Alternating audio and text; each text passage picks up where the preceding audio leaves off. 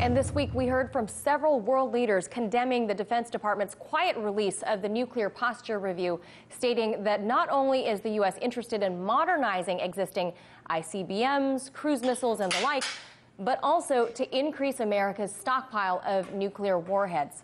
Joining me now to discuss this is Greg Mello. He's the director of the Los Alamos Study Group. Thanks for being with us today, Greg.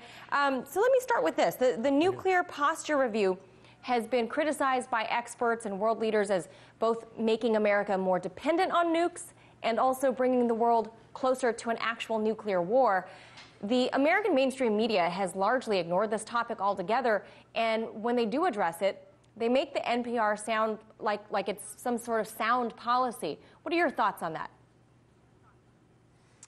Well, the Trump Nuclear Posture Review showcases American nuclear weapons and really brings them into the context of conventional war in a way that's very uncomfortable for Americans, and some Americans at least, and people around the world. Some of these policies are of long standing, but what's new is they're being highlighted, and they're being highlighted in a context of superpower adversarial relationships. So the overall context is bad, and the idea to develop low-yield nuclear weapons and bring them forward as a possible response to reversals in conventional war is worrisome indeed.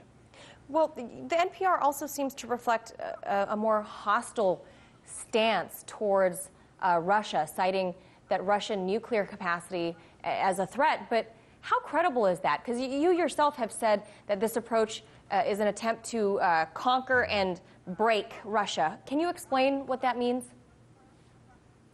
Yes. The idea behind this document and the other policy documents which were released at about the same time is one of geopolitical competition with Russia and China. The idea is not strategic stability, as many Americans might understand, but the ability to apply pressure to Russia to basically win the new Cold War, which many people in this administration and also in the Obama administration were all too happy to ramp up. So the idea is that the United States should be the world hegemon. They don't use that word, but America's exceptional country. We should basically be in charge of what happens. So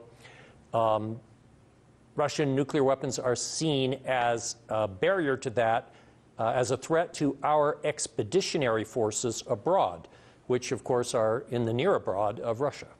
Now, Greg, legal experts have said that this new NPR violates the Nuclear Non-Proliferation Treaty that went into effect back in 1970.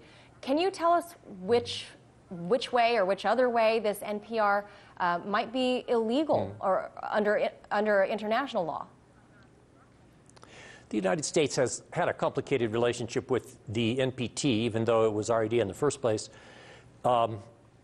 It requires the nuclear powers, that's the 5 original NPT nuclear powers, to disarm gradually, good faith negotiations leading to nuclear disarmament. We're not doing that at all, and it calls for an end to the nuclear arms race. This is the opposite. This is building up the nuclear arms race. All right, we have to leave that right there. Thank you so much for sharing your expertise with us. Greg Mello, director of the Los Alamos Study Group.